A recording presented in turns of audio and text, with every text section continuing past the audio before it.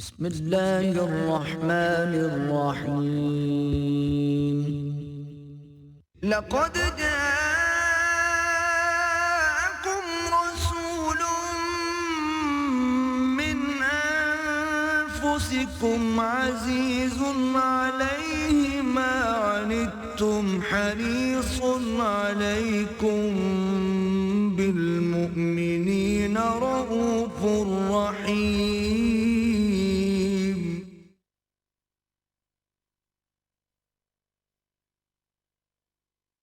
نحمده ونصلي على رسوله الكريم اما بعد فقد قال الله تبارك وتعالى كما ورد في سورة الحديد اعوذ بالله من الشيطان الرجيم بسم الله الرحمن الرحيم ورهبانية ابتدعوها ما كتبناها عليهم إلا ابتغاء رضوان الله فما رعوها حق رعايتها فآتينا الذين آمنوا منهم أجرهم وكثير منهم فاسقون صدق الله العظيم. وعن أم المؤمنين عائشة رضي الله تعالى عنها قالت قال رسول الله صلى الله عليه وسلم من أحدث في أمرنا هذا ما ليس منه فهو رد. وفي رواية لمسلم من عمل عملا ليس عليه أمرنا فهو رد. رواه البخاري ومسلم رحمهم الله.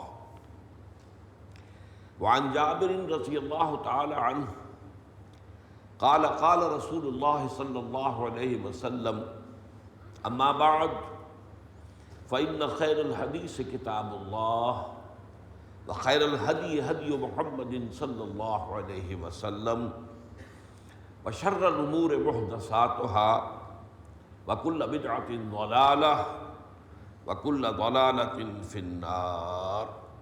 صدق الله العظيم. رواه مسلم وابن ماجہ احمد والنسائی رحمهم الله.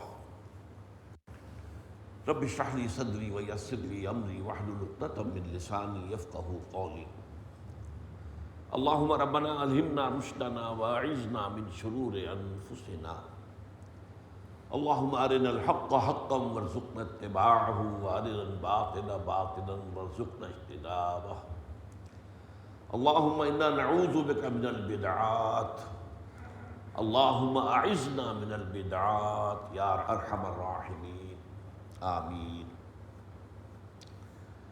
اس سے پہلے کہ میں جو آج کا سبق ہمارا ہے 5ویں حدیث 49ویں کی، پچھلے سبق کا بھی چھوٹا سا ایک قرض ہے جو ادا کرنا ہے. حضرت عبداللہ ابن مسعود رضی اللہ تعالیٰ عنہ کی جس روایت کا ہم نے مطالعہ کیا، اس میں کوئی شک نہیں کہ اس میں بعض بہت ہی مشکل معاملات ہیں کہ جو بیان ہوئے. اس کا جو آخری ٹکڑا ہے کہ تم دیکھتے ہو کہ کوئی شخص جنت والوں کے سے عمل کرتا رہتا ہے کرتا رہتا ہے کرتا رہتا ہے، پھر ایک وقت آتا ہے کہ وہ جہنمیوں کے سے اعمال شروع کر دیتا ہے، اسی پر موت واقع ہو جاتی ہے اور وہ جہنم میں چلا جاتا ہے. اس کے برعکس ایک شخص جہنمیوں کے سے اعمال کرتا رہتا ہے کرتا رہتا ہے کرتا رہتا ہے کرتا رہتا ہے، لیکن یہ کہ آخری وقت میں وہ اہل جنت کے سے اعمال کرتا ہے اور نتیجتاً جنت میں چلا جاتا ہے. اس کا ایک جو توجیہ تھی وہ تو میں کر چکا ہوں، اس کو تو میں دہراؤں گا نہیں، وقت آج کا جو سبق ہے وہ رہ جائے گا، وہ میں بیان کر چکا ہوں ان کے توجیہ کیا ہے. لیکن اسی کا ہم مضمون جو ہے ایک روایت اور آپ کو سنا دینا چاہتا ہوں. یہ ہے حضرت سہل ابن سعد سے رضی اللہ تعالی عنہ. وعن سہل ابن سعد قال قال رسول اللہ صلی اللہ علیہ وسلم ان العبد لیعمل عمل اہل النار وانہ من اہل الجنہ ویعمل عمل اہل الجنہ وانہ من اہل النار وَإِنَّمَا الْأَعْمَالُ بِالْخَوَاتِيمِ. متفق علیہ، بخاری اور مسلم دونوں کی روایت ہے۔ اس روایت کا ترجمہ کیا ہے کہ کوئی شخص عمل کرتا ہے جہنمیوں کے سے لیکن حقیقت میں وہ جنتی ہوتا ہے، اور کوئی شخص عمل کرتا ہے جہنمیوں کے سے لیکن حقیقت میں وہ جو ہے وہ جنت میں سے ہوتا ہے۔ عمل اہل جنت کرتا ہے لیکن جہنمی ہوتا ہے، اس لیے کہ اعتبار جو ہے، نتیجہ جو ہے وہ آخری وقت کے اعمال کا ہے۔ زندگی کا آخری حصہ کس کیفیت میں گزرا ہے، فیصلہ کن وہ ہے۔ تو اب یہ وہی مفہوم ہے جو اس حدیث کا ہے، لیکن یہ کہ میں اس کا جو سبق ہے، جو جس کو آپ انگریزی میں کہتے ہیں مورل لیسن، کہ ایک کہانی ہم نے پڑھی کہ ابتدا میں میٹرک کے زمانے میں یہ کہانی تھی، اس کہانی کا مورل لیسن کیا، اس سے اخلاقی سبق کیا ملتا ہے؟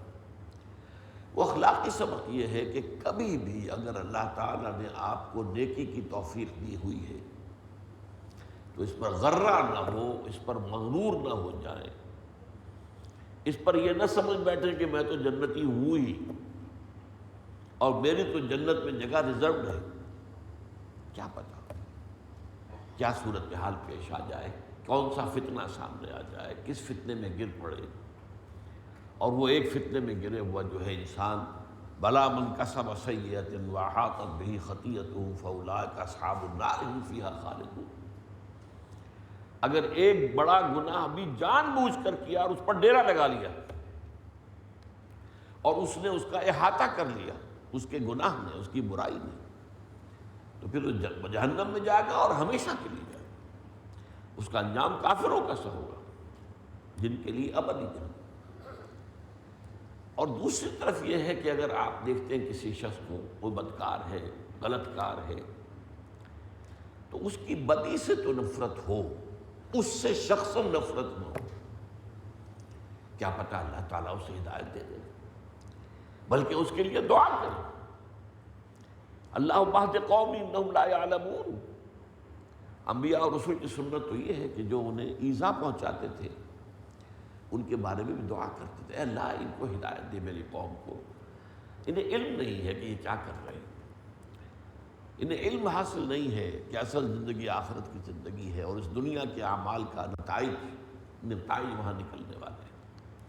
تو یہ دو طرفہ معاملہ ہونا چاہیے کہ کبھی اپنی نیکی پر غرہ نہ ہو اور یہ نہ سمجھ لے انسان کہ میں تو ہر حال میں جنتی ہوں۔ اس میں تو ایک انتہائی بات ہے جو حضرت ابوبکر نے فرمائی رضی اللہ تعالیٰ عنہ،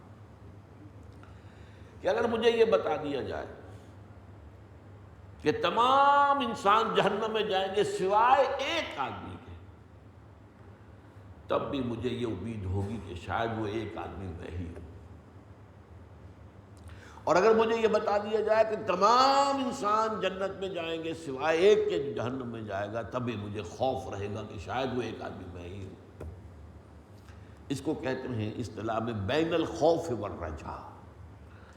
انسان کی کیفیت اللہ کے ساتھ بین الخوف والرجاء ایسی رہنی چاہیے کہ خوف بھی رہے، کسی حالت میں بھی آپ کتنے ہی اونچے مقام پر پہنچ گئے ہوں، اللہ کے خوف سے دل خالی نہیں رہنا چاہیے۔ اور وہ انہی حدیثوں کے حوالے، کیا پتہ انجام کیا ہو۔ فَإِنَّمَا الْأَعْمَالُ بِالْخَوَاتِيمِ، جو خاتمے کے وقت کی کیفیات ہوتی ہیں اصل میں تو فیصلہ اللہ تعالیٰ کے ہاں اس کی بنیاد پر ہوگا۔ اب آئیے آج کا جو سبق ہے بہت اہم مضمون ہے، اس کی راویہ ہیں ام المومنین حضرت عائشہ صدیقہ رضی اللہ تعالی عنہ۔ آپ کو معلوم ہے کہ حضور کی نہایت چہیتی اہلیہ، نہایت چہیتی محبوب، اور پھر یہ کہ بہت بڑی صاحب علم، فقہائے صحابہ میں شمار ہیں، اور صحابہ بھی ان سے آ کر سوال کرتے تھے، پوچھتے تھے، معلومات حاصل کرتے تھے، اور تابعین بھی ان سے تعلیم حاصل کرتے تھے پردے کے پیچھے سے۔ عورتوں میں تو ظاہر بات ہے کہ ان کا علم جو ہے پھیلا ہے، اور بہت بڑی بات یہ ہے کہ حضور کی جو ازدواجی زندگی تھی، اب ظاہر بات ہے کہ وہ زندگی تو دنیا کے سامنے نہیں ہوتی، لیکن وہ انسانی زندگی کا ایک حصہ ہے۔ اس کے بارے میں بھی ہدایت تو درکار ہے. جیسے کہ بعض صحابہ نے آ کے شکایت کی تھی کہ حضور یہ یہودی جو ہیں ہمیں چھیڑتے ہیں، ہمارا مذاق اڑاتے ہیں کہ تمہارا نبی تمہیں بہت چھوٹی چھوٹی باتوں کی تعلیم بھی دیتا. آپ نے فرمایا کہو ہاں، ہمارا نبی تو ہمیں استنجا لینا بھی سکھاتا ہے. وہ بھی ضروری ہے، طہارت ہے، طہارت ہی پر تو تمام عبادات کا دار و مدار ہے. تو یہ ہے حضرت عائشہ صدیقہ رضی اللہ تعالی عنہا. وہ فرماتی کہ حضور نے فرمایا صلی اللہ علیہ وسلم من احدث فی امرنا ھذا ما لیس منہ فہو رد. جس شخص نے ہمارے اس دین کے معاملے میں کوئی نئی بات ایجاد کی جو اس میں نہیں ہے تو وہ بات یا وہ عمل مردود ہوگا. یہاں ترجمے کی گنجائش یہ ہے کہ وہ شخص مردود ہوگا، یہ بھی ہے، لیکن عام طور پر محتاط انداز میں ترجمہ کیا جاتا ہے فہو مردود، یہ وہ عمل جو ہے مردود ہوگا. یہ ہے بخاری اور مسلم کی روایت. اور دوسری اسی یہی مضمون آتا ہے یہ مسلم کی روایت میں من عمل عملا لیس علیہ امرنا فہو رد. جس شخص نے کوئی عمل کیا ایسا جس پر ہمارا معاملہ نہیں ہے تو وہ بھی مردود ہے، وہ عمل مردود ہے. اب اس کے ضمن میں نے پھر ایک اور حدیث آپ کو سنائی. وہ بڑی اہم ہے اس اعتبار سے کہ ہر جمعے کے خطبے میں آپ کو سنتے ہیں. اس کے راوی ہیں حضرت جابر رضی اللہ تعالی عنہ. قال قال رسول اللہ صلی اللہ علیہ وسلم اما بعد. اب اس سے معلوم ہوتا ہے کہ یہ بھی حضور خطبے میں فرماتے تھے. یعنی خطبے کے شروع میں حمد و ثنا وہ تو ہر خطبے کے شروع میں ہوتی تھی. الحمدللہ الحمدللہ نحمدہ ونستعینہ ونستغفرہ ونؤمن بہ ونتوکل علیہ ونعوذ باللہ من شرور انفسنا ومن سیئات اعمالنا من یہدہ اللہ فلا مضل لہ ومن یضللہ فلا ہادی لہ ونشہد ان لا الہ الا اللہ وحدہ لا شریک لہ ونشہد ان محمدا عبدہ ورسولہ صلی اللہ علیہ وسلم. اما بعد. اب اس حمد و ثنا کے بعد حضور نے ارشاد فرمایا فإن خیر الحدیث کتاب اللہ. جان لو کہ بہترین بات اللہ کی کتاب ہے. وخیر الہدی ہدی محمد صلی اللہ علیہ وسلم. اور بہترین ہدایت محمد کی ہدایت ہے صلی اللہ علیہ وسلم. وشر الامور محدثاتها. اور تمام معاملات میں بدترین وہ اعمال وہ ہیں جو نئے ایجاد کر دیے جائیں. وَكُلُّ بِدْعَةٍ ضَلَالَةٍ. اور جان لو کہ ہر نئی ایجاد کردہ شے، ہر نئی ایجاد کردہ دین کا معاملہ وہ گمراہی ہے. اور اس حدیث کی ایک روایت جو امام نسائی لائے ہیں اس میں یہ الفاظ بھی ہیں وَكُلُّ ضَلَالَةٍ فِي النَّارِ. ہر گمراہی کا آخری ٹھکانہ تو جہنم ہے. یہ آپ ہر جمعے میں سنتے ہیں، یہ خطبہ حضور کا اس کا حصہ ہے. اب ہمیں غور کرنا ہے کہ یہ دو لفظ آئے ہمارے پاس بدعت اور محدثہ. لفظی معنی کیا ہے؟ یہ جو با دال اور عین کا مادہ ہے یہ آتا ہے کسی چیز کا بالکل اثر نو آغاز کرنا. اللہ ہے بدیع السماوات والارض. اللہ نے آسمانوں اور زمین کو پیدا کیا ہے بغیر کسی شے کے، اس سے پہلے کچھ نہیں تھا. چنانچہ شاہ ولی اللہ دہلوی رحمۃ اللہ علیہ کی جو مارکۃ الآراء کتاب ہے سب لوگ ان کو مانتے ہیں اور تسلیم کرتے ہیں کہ در حقیقت علوم اسلامی کا مجدد وہ شاہ ولی اللہ دہلوی ہے. قرآن مجید کی طرف لوگوں کو اثر نو متوجہ کرنے والے شاہ ولی اللہ دہلوی. حدیث کا معاملہ ہندوستان میں انٹروڈیوس کرنے والے اگرچہ ان سے پہلے ایک شخص ہیں شیخ عبدالحق محدث دہلوی، لیکن جس کا بھی جو خدمت کی ہے شاہ ولی اللہ نے وہ اپنی جگہ ہے. ان کی جو کتاب ہے حجت اللہ البالغہ، اسلامی فلسفے کی یہ کتاب ہے چوٹی کی. اس کا پہلا باب کیا ہے کہ اللہ تعالیٰ کے افعال بنیادی طور پر تین ہیں۔ جیسے تو اللہ تعالیٰ جو ہے، جو بھی کچھ دنیا میں ہو رہا ہے اللہ تعالیٰ کے افعال ہی ہیں، اس اللہ کے اذن کے بغیر تو کچھ بھی نہیں ہوتا۔ بنیادی طور پر تین کام: ابداع، خلق اور تدبیر۔ ابداع کے معنی کیا ہے؟ کائنات کو بغیر کسی شے کے پیدا کرنا۔ اس کو انگریزی میں کہتے ہیں کریشن ایکس نیہیلو، ایکس نیہیلو، بغیر کسی شے کے کریٹ کرنا، یہ ہے ابداع۔ خلق کیا ہے؟ کسی شے سے دوسری شے کو بنانا۔ آگ بنا لی تھی پہلے، پھر جن بنائے اس آگ سے، یہ خلق ہے۔ مٹی پانی بنایا جا چکا تھا، اس کے بعد اس سے حیوانات بنائے، اس زمین کے اوپر چلنے والے تمام حیوانات بشمول انسان۔ تو ایک خلق یہ ہے۔ خلق یہ ہے کہ ایک شے جو پہلے سے موجود تھی اس سے ایک اور شے بنا دینا، یہ خلق ہے۔ تو یہ خلق جو ہے انسان بھی کرتا ہے، پہلے کوئی چیز نہیں تھی، نئی چیز ایجاد کر لی۔ اسی لیے قرآن میں آیا ہے فَتَبَارَكَ اللَّهُ أَحْسَنُ الْخَالِقِينَ، خالقین جمع کا صیغہ آیا، تمام پیدا کرنے والے اور تخلیق کرنے والوں کا بہترین تخلیق کرنے والا اللہ ہے۔ لیکن بدیع ایک ہی ہے، ذات بدیع، بدیع السماوات والارض۔ اب اس لفظ سے سمجھ لیجئے، بدعت اس کو کہتے ہیں جو دین میں کوئی عبادات کے ضمن میں یا ثواب کے حصول کے لیے کیے جانے والے کاموں میں ایسی شے کا اضافہ کر دیا جائے جو پہلے ثابت نہیں، جو کتاب و سنت میں نہیں، یہ بدعت ہے۔ اجتہاد بالکل دوسری شے ہے۔ ایک نیا مسئلہ پیدا ہو گیا جو پہلے نہیں تھا، اب آیا، اس میں اب کیا حکم نکالے گا؟ اس کے لیے یہ ہے کہ قرآن و سنت کے محکمات سے، نصوص سے حکم نکالیں اور اس پر انتہائی محنت کریں، جہد سے اجتہاد بنائیں، اپنے اوپر پوری مشقت لیں، یہ اجتہاد ہے۔ اب مثلا حضور نے فرمایا کہ تصویر بنانا حرام۔ حضور کے زمانے میں ہاتھ سے بنتی تھی تصویر، کیمرہ نہیں تھا۔ کیمرہ ایجاد ہوا تو مسئلہ پیدا ہو گیا کہ آیا کیمرے کی تصویر کا بھی وہی حکم ہے؟ اس میں اختلاف ہو گیا، اجتہادات کے اندر تو اختلاف ممکن ہے۔ چنانچہ بہت سے لوگوں کی اور عالم عرب کے علماء کی اکثریت اس پر ہے کہ کیمرے کی تصویر پر اس کی حرمت کا اطلاق نہیں ہوگا۔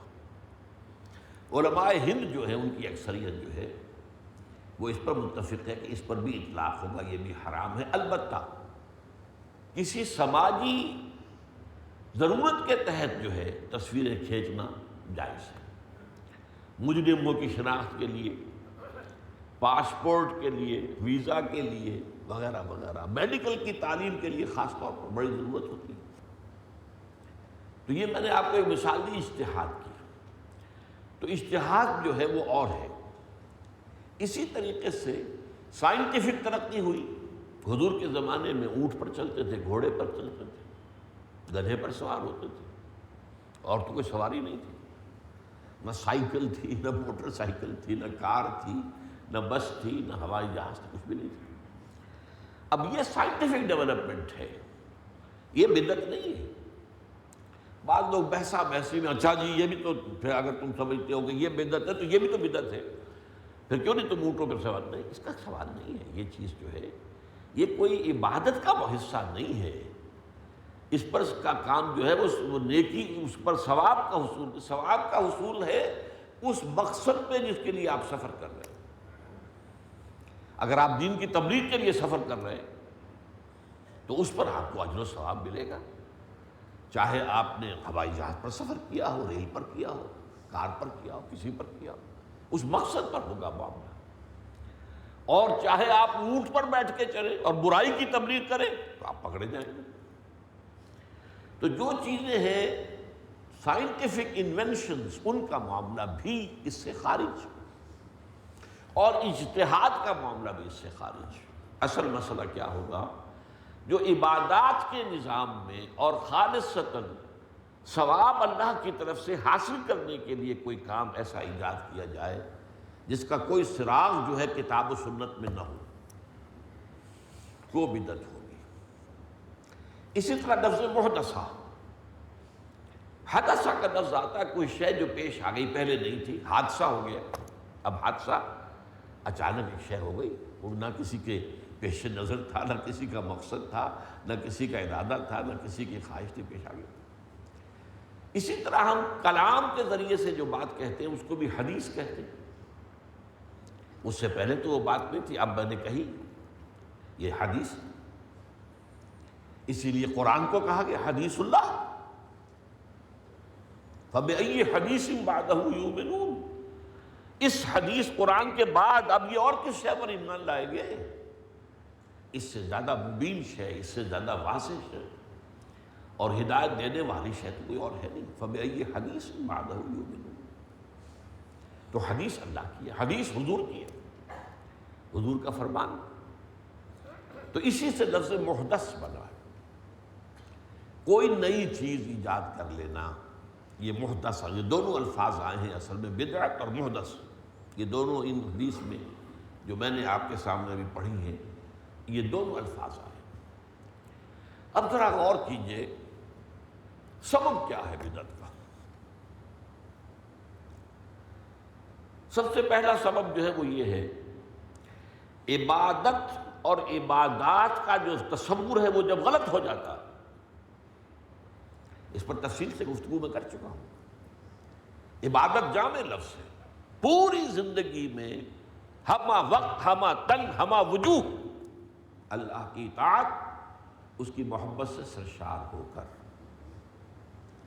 یہ چونکہ بہت مشکل کام ہے، اس میں بہت سی رکاوٹیں ہیں، اس لیے اللہ نے عبادات دی ہے، نماز، روزہ، حج، یہ عبادات ہیں۔ تو عبادت ورسس عبادات، جب یہ تصور ذہن سے ختم ہو جائے گا اور عبادت کی ہمہ گیریت ختم ہو گئی تو اب عبادات پر زور بڑھنا شروع ہو جائے گا۔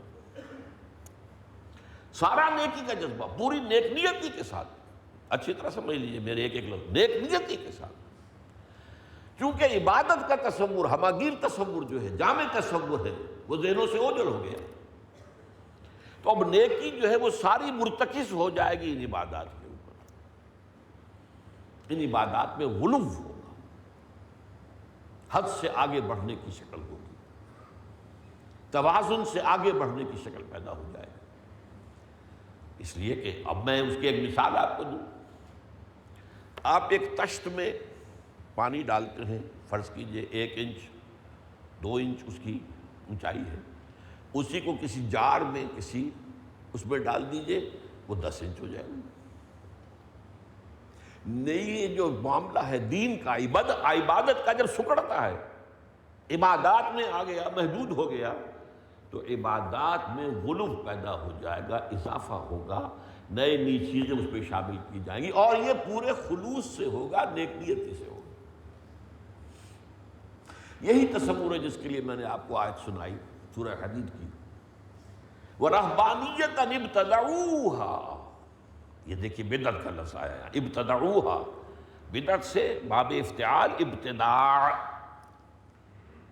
یہ جو حضرت مسیح علیہ السلام کے پیروکار تھے، بہت نیک لوگ تھے، بہت خدا ترس، تقویٰ کا، خشیت الہی کا ان پر بہت غلبہ تھا، کیونکہ حضرت مسیح اور حضرت یحییٰ یہ دونوں ان کے لیے سب سے عظیم شخصیتیں تھیں، اور دونوں نے شادی نہیں کی،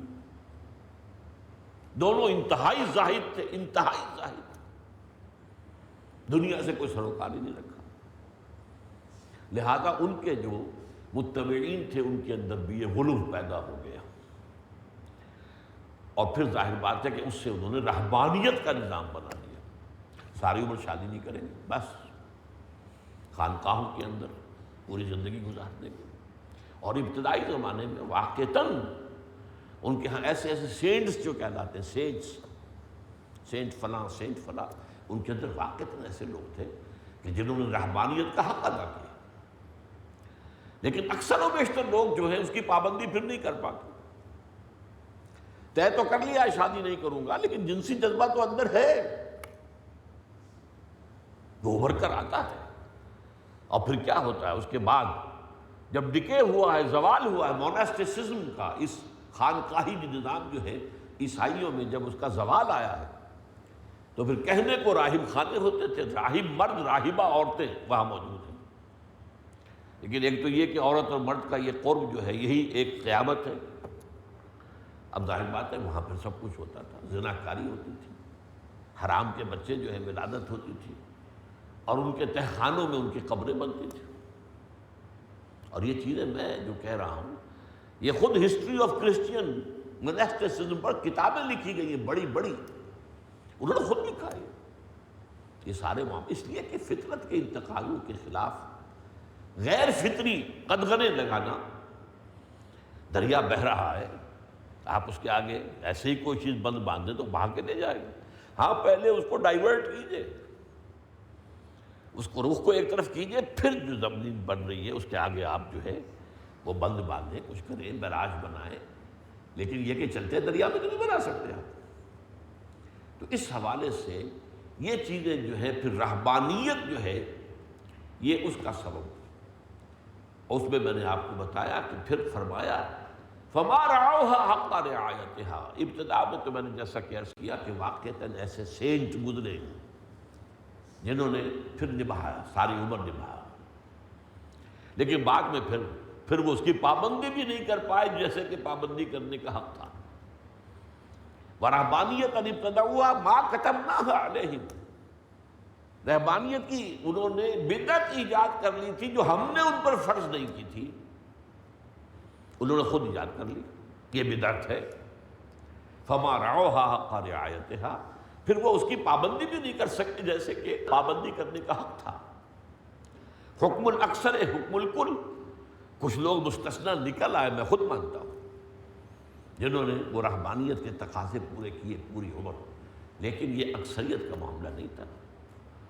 حکم الاکثر حکم الکل، اکثریت کا جو معاملہ ہوگا اسی پر کل کا اطلاق ہم کر سکتے ہیں، اس لیے فرمایا فما رعوها حق رعایتها فآتینا الذین آمنوا منہم اجرہم وکثیر منہم فاسقون۔ تو جو لوگ ان میں سے صاحب ایمان ہو گئے یا تھے ہم نے انہیں اس کا اجر عطا کیا، لیکن ان کے اکثر لوگ جو ہے فاسق ہیں۔ اس کے دو ترجمے، دو مفہوم ہو سکتے ہیں۔ جو تو ان میں سے حضور پر ایمان لے آئے، ظاہر بات ہے کہ ان کے لیے تو بلکہ بعض احادیث میں آتا ہے کہ دوہرا اجر ہے۔ اہل کتاب میں سے کوئی شخص، کوئی یہودی اور عیسائی حضور پر ایمان لائے تو دوہرا اجر ہے، کہ وہ پہلے اپنے نبی کو مانتے تھے، اپنی شریعت کو مانتے تھے، آج وہ محمد کو مان رہے ہیں صلی اللہ علیہ وسلم، اور محمد کی شریعت کے پابند ہو گئے، تو دوہرا اجر۔ فآتینا الذین آمنوا منہم اجرہم وکثیر منہم فاسقون، لیکن کم لوگ تھے ان میں سے جو ایمان لائے، ان کی اکثریت جو ہے وہ فاسق ہے، فاسق و فاجر ہے۔ اور ایک ترجمہ یہ ہے کہ یہ گویا کہ ماضی ہی کی بات کہی جا رہی ہے کہ ان راہبوں میں سے جو لوگ واقعی صاحب ایمان تھے، جنہوں نے پھر پابندی کی اس عہد کی جو انہوں نے کر لیا تھا، تو ہم ان کو ان کا اجر عطا کریں گے، لیکن اکثریت وہی جو میں نے کہا کثیر منہم فاسقون، ان کی اکثریت فاسقوں پر مشتمل تھی، غلط کار لوگوں پر مشتمل تھی۔ اور یہ آپ نوٹ کر لیجئے، یہ ایک حقیقت واقعی ہے کہ حضرت عیسیٰ کے پیروکاروں میں نیک راہب آخری وقت تک موجود رہے، ختم نہیں ہوئے۔ چنانچہ آپ کو معلوم ہے بحیرہ راہب، اس نے حضور کو پہچانا ہے بچپن میں، ابو طالب کے ساتھ ایک تجارتی قافلے میں آپ شام گئے، اور وہاں جو ہے بحیرہ راہب نے ان کو دیکھا اور کہا دیکھ یہ اس بچے کی حفاظت کرنا، یہودی اس کو نقصان پہنچا سکتے ہیں، پہچان لیں۔ اسی طریقے سے آپ کے علم میں ہوگا، لمبی بات ہے، حضرت سلمان فارسی رضی اللہ تعالیٰ عنہ، جن کا مقام اس درجے میں ہے کہ حضور فرماتے سلمان و منا اہل البیت، سلمان تو ہمارے اہل بیت میں شامل ہے، اس قدر قرب۔ ان کو ہدایت دینے والا یعنی رہنمائی کرنے والا دو راہب تھے، ورنہ وہ تو ایران میں پیدا ہوئے تھے جہاں آگ کی پرستش ہوتی تھی۔ لیکن وہاں سے ان کی فطرت نے انہیں اس بات پر جو ہے آمادہ کیا، انہوں نے چھوڑا اپنے دین کو، اپنے وطن کو۔ باپ نے نکالا ہوگا، یوں ہی تو نہیں گئے ہوں گے، جیسے حضرت ابراہیم کے باپ نے کہا تھا نکل جاؤ یہاں سے، اسی طریقے سے پھر آئے اور عیسائیت اختیار کی شام کے علاقے میں آ کے۔ عیسائی راہب تھا، نیک تھا، عالم تھا، اس سے علم حاصل کیا۔ اب اس کے انتقال کا وقت آ گیا تو کہا کہ میرے تو ابھی پیاس جو ہے علم کی اس کو تسکین نہیں ہوئی ہے، اب آپ کا انتقال ہو رہا، میں اب کہاں جاؤں گا؟ اس نے ایک راہب کا پتہ دیا، دوسرے کا، وہاں گئے، وہاں بھی اسی طرح۔ پھر جب ان سے پوچھا کہ اب میں کہاں جاؤں، انہوں نے کہا کہ میرا علم بتا رہا ہے کہ جنوب کی سرزمین، کھجوروں والی سرزمین، جنوب کی جانب، وہاں نبی آخر الزمان کا ظہور ہونے والا ہے، جاؤ، ٹرائی یور لک۔ کیا عجب کہ اللہ تمہیں ان کے قدموں میں پہنچا دے۔ اس سے انہوں نے سفر کیا۔ بہرحال تو اس حوالے سے راہبین میں اچھے راہب حضور کے دور تک موجود تھے، اور بہت سے عیسائیوں کے اندر بہت بڑا علم حضور کے دور تک موجود تھا۔ نجاشی نے جیسے پہچانا ہے، سورہ مریم کی آیات سنی اور اس نے کہا یہ تو جو کچھ اس میں بیان کیا گیا ہے عیسیٰ کے بارے میں، حقیقت میں عیسیٰ اس سے ایک بال برابر، تن کا برابر بھی زیادہ نہیں ہے۔ اور نجاشی ہرقل نے جیسے پہچانا ہے، ابو سفیان سے لمبا مکالمہ ہے، وہ بیان نہیں میں کر سکتا، وہ گئے ہوئے تھے تجارتی قافلہ لے کر، ابھی کافر تھے، تو ہرقل نے سن لیا تھا کسی نبی کا ظہور ہوا ہے، وہ دعوت دے رہا ہے، دعویٰ کر رہا ہے نبوت کا، اس نے بلایا، کوئی عرب قافلہ آیا ہوا، حاجی آیا ہوا، یروشلم پہنچ گئے۔ وہاں جا کے جو ہے جو مکالمہ ہوا، ایک ایک سوال کرتا جا رہا ہے، سرچنگ کوسچنز، یہ ایسے کوسچن تھے جیسے وکیل جو ہے نا وہ جرح کر کے حقیقت اندر سے برآمد کراتا ہے، ایسے سوالات ہیں۔ وہ ایک لمبی داستان، سیرت کی کتابوں میں پڑھیے اس کو۔ ساری بات ختم ہو گئی تو اس نے کہا جو کچھ تم کہہ رہے ہو اگر وہ صحیح ہے، حالانکہ ابو سفیان خود کہتے ہیں کہ میرا جی چاہتا بار بار کہ میں جھوٹ بولوں اور محمد کے خلاف بولوں صلی اللہ علیہ وسلم، لیکن پھر مجھے خیال آیا یہ میرے ساتھ اور جو عرب آئے ہوئے ہیں، کیونکہ وہ تو پورے قافلے کا ایک وفد پہنچا تھا، یہ کیا کہیں گے اتنا بڑا سردار جھوٹ بول رہا، تو جھوٹ نہیں بولا، ساری باتیں صحیح کہی۔ پھر اس نے کہا کہ اگر جو کچھ تم نے کہا وہ صحیح ہے تو میرے قدموں کی جو زمین ہے اس پر قبضہ اسی نبی کا ہوگا، یعنی فلسطین پر، شام پر وہ آئے گا، یہاں پہ اس کا قبضہ ہوگا، اس کی خبر نہیں اس نے۔ تو اس حوالے سے جیسا کہ میں نے کہا کہ رہبانیت کا معاملہ اور کچھ حقیقی عیسائیت جو ہے وہ کچھ عرصے تک کچھ لوگوں میں موجود تھی حضور کی بعثت تک، اس پر میں تفصیل سے گفتگو کر چکا ہوں کہ سورہ مائدہ کے 2 مقامات میں بظاہر ایک دوسرے سے تعارض ہے، اس کا سبب کیا ہے۔ حضور کے زمانے میں عیسائی جو ہے اکثر و بیشتر حضور سے صحابہ سے محبت کرتے تھے، معاندانہ اور مخالفانہ رد عمل نہیں تھا، جیسے ہرقل کا نہیں ہوا، نجاشی کا نہیں ہوا، مقوقس پیٹریارک آف الیگزینڈریا اس کا نہیں ہوا۔ یہودی دشمن تھے، تو گویا کہ ان میں فرق تھا، اور اس وقت یہودیوں اور عیسائیوں میں بھی بڑی سخت دشمنی تھی، بڑی سخت۔ لیکن یہ کہ اس کے بعد جو کہا گیا ہے کہ یہ یہودی اور عیسائی ایک دوسرے کے دوست ہیں، وہ آج کے دور کے بارے میں کہا گیا، وہ پیشین گوئی ہے، وہ آج کے حالات ہیں۔ بعضهم اولیاء بعض، اہل ایمان تم یہود اور نصارہ کو ولی نہ بناؤ، لا تتخذوا الیہود والنصارى اولیاء بعضهم اولیاء، یہ آج کے لیے۔ بہرحال تو پہلی بات جو میں نے عرض کی آپ کے سامنے کہ بدعات کا سبب کیا ہے، جب عبادت کا تصور محدود ہو جائے تو عبادات پر سارا زور ہو جاتا ہے اور اس میں غلو پیدا ہوتا ہے، اور اسی کی آخری شکل رہبانیت ہے۔ اسی کے ضمن میں ایک حدیث میں آپ کو سنا دیتا ہوں، یہ حضرت انس سے ہے رضی اللہ تعالی عنہ، انہوں نے بیان کیا کہ صحابہ میں سے 3 انہوں نے ازواج مطہرات جو حضور کی تھیں ان کے پاس آ کے معلوم کیا عبادت کا معاملہ، عبادات کا معاملہ۔ حضور رات کو کتنی دیر جاگتے ہیں، نماز پڑھتے ہیں، قیام اللیل کتنا کرتے ہیں، حضور مہینے میں کتنے روزے رکھتے ہیں نفلی وغیرہ۔ اب جب انہیں ازواج مطہرات نے تو کوئی چھپایا نہیں، حضور کی زندگی جو ہے وہ تو کھلی کتاب تھی، تو انہوں نے سوچا یہ عبادت تو کم ہے۔ ان کے لوگوں کے خیال میں تو یہ تھا کہ حضور کمر لگاتے ہی نہیں ہوں گے بستر کے ساتھ۔ تقالوہا کے الفاظ آتے ہیں، انہوں نے قلیل سمجھا اس کو، لیکن اپنے آپ کو اطمینان دلایا کہ خیر یہ تو حضور کا معاملہ ہے، حضور سے تو کوئی گناہ سرزد ہو ہی نہیں سکتا، یہ ہمارا معاملہ نہیں ہو سکتا، ہم تو گناہ گار لوگ ہیں۔ تو ایک نے کہا میں ساری عمر کھڑا، ساری رات جو ہے عبادت کروں، سوؤں نہیں۔ دوسرے نے کہا میں ہمیشہ روزہ رکھوں گا، کبھی ناغہ نہیں کروں گا۔ تیسرے نے کہا میں ساری عمر شادی نہیں کروں گا۔ حضور کو اطلاع مل گئی، طلب فرمایا اور جواب طلبی کی، کیا آپ نے یہ بات کہی ہے؟ کہ جی ہاں ہم نے کہی ہے۔ بہت غضبناک انداز ہے اس میں، اس لیے کہ یہ عام بات نہیں جو حضور نے فرمائی، خدا کی قسم میں تم سب سے بڑھ کر متقی ہوں، لیکن میں رات کو سوتا بھی ہوں اور نماز پڑھتا بھی ہوں اور میں روزے رکھتا بھی ہوں اور نہیں بھی رکھتا، اور میری بیویاں ہیں، متعدد بیویاں۔ فمن رغب عن سنتی فلیس منی، سن لو جو میری سنت کو چھوڑے گا، ترک کرے گا، وہ مجھ سے نہیں ہے۔ اعلان براءت، اعلان بیزاری کر رہے ہیں حضور صلی اللہ علیہ وسلم۔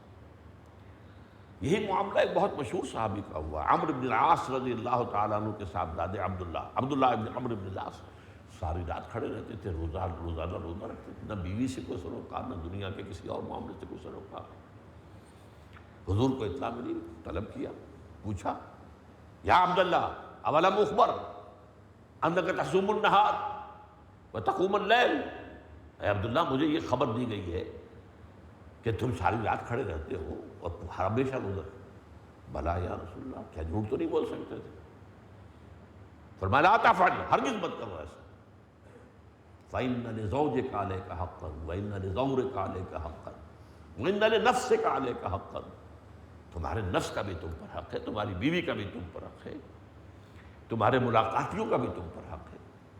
تو یہ توازن جو ہے در حقیقت یہ ختم ہوتا ہے جب میں نے بتایا آپ کو عبادات پر غلو ہوتا ہے، زیادتی ہوتی ہے، اور یہ ہوتی ہے خلوص کے ساتھ۔ لیکن دوسرا بڑا سبب ایک اور ہے،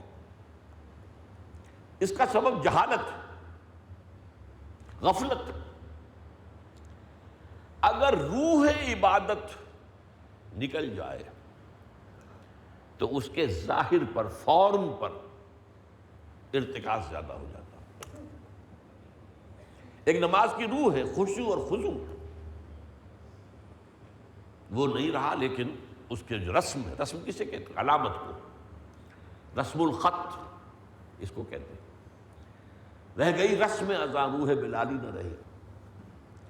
جب روح نکل جاتی ہے نیکی کی تو اب سارا زور ہوتا ہے ظواہر پر۔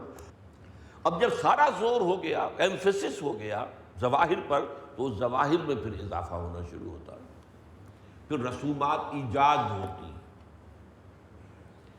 اب کسی کے فوت ہونے کے بعد ایک ہی بات ہے جو فتوائی گئی ہے، اس کو غسل دینا ہے، اس کو کفن دینا ہے، بہت احترام کے ساتھ اسے کندھے پر لے کر قبرستان جانا ہے، اس کی نماز جنازہ پڑھنی ہے، دفن کرنے کے بعد دعا کرنی ہے، بس اس کے بعد کوئی رسم نہیں۔ لیکن بڑھے چلے جا رہے ہیں۔ اس کے بعد تیجا، ہندوؤں سے ہم نے لے لیا تیجا، وہ تیجے کو اب سوئم کر دیا، پرشین لے آئے ہندی کی بجائے، تیجے کی بجائے، اور اس میں جو ہے قرآن خوانی نام رکھ دیا گیا۔ لیکن یہ رسم جو ہے قرآن خوانی ہوتی رہتی ہے، قرآن خوانی پھر 40ویں میں ہو رہی ہے، قرآن خوانی 10ویں میں ہو رہی ہے، پھر اس کی برسی منائی جائے، انا للہ و انا الیہ۔ یہ کل کی کل بدعات، یہ ہے رسومات کا اضافہ۔ شادی میں ایک دعوت ولیمے کی، اس کے علاوہ دعوتیں ہیں، بدعات، اسراف ہے، تبذیر ہے۔ ان المبذرین کانوا اخوان الشیاطین، یہ مبذرین جو ہیں دولت کو اڑانے والے، نمود و نمائش کے لیے، شیطانوں کے بھائی۔ تو یہ دوسرا معاملہ ہے، اور اس کے اندر جو ہے حضرت عبداللہ ابن مسعود کی ایک حدیث ہے جو میں نے بہت مرتبہ بیان کی ہے، جس کا میں اب ترجمہ ہی سناؤں گا، وقت بہت کم ہے۔ حضرت عبداللہ ابن مسعود فرماتے ہیں کہ حضور نے ارشاد فرمایا، اللہ نے جس نبی کو بھی بھیجا کسی قوم کی طرف، اس میں سے ان کے اس نبی کے کچھ نہ کچھ حواری اور صحابہ ہوتے تھے، تھوڑے ہو زیادہ ہو، ہوتے تو تھے نہیں۔ حضرت عیسیٰ کے 12 حواری تھے، حضور کے صحابہ ہزاروں میں تھے۔ وہ کیا کرتے تھے؟ وہ عمل کرتے تھے اس کے حکم پر، یقتدون بامرہ ویہتدون بسنتہ۔ وہ اپنے نبی کے امر، وہی لفظ جو فرمایا اس حدیث میں، ما امرنا ھذا، اس امر کے اندر اگر کسی نے نئی بات ایجاد کی تو وہ اپنے نبی کی پیروی کرتے تھے، سنت پر عمل کرتے تھے۔ یاخذون بسنتہ ویقتدون بامرہ ثم انہا تخلف من بعدہم خلوف۔ پھر ہمیشہ یہ ہوتا، ہر نبی کا جاننے والوں میں، پہچاننے والوں میں، ماننے والوں میں ہوا ہے، امت محمد بھی مستثنیٰ نہیں ہے۔ پھر ایسے ناخلف لوگ پیدا ہو گئے، یقولون ما لا یفعلون ویفعلون ما لا یؤمرون۔ یہاں نوٹ کیجئے کہ وہ کہتے وہ تھے جو کرتے نہیں تھے، اور کرتے وہ تھے جس کا حکم نہیں۔ عید میلاد النبی کیا حضور کا حکم ہے؟ کیا اس کا کوئی ثبوت صحابہ سے ہے؟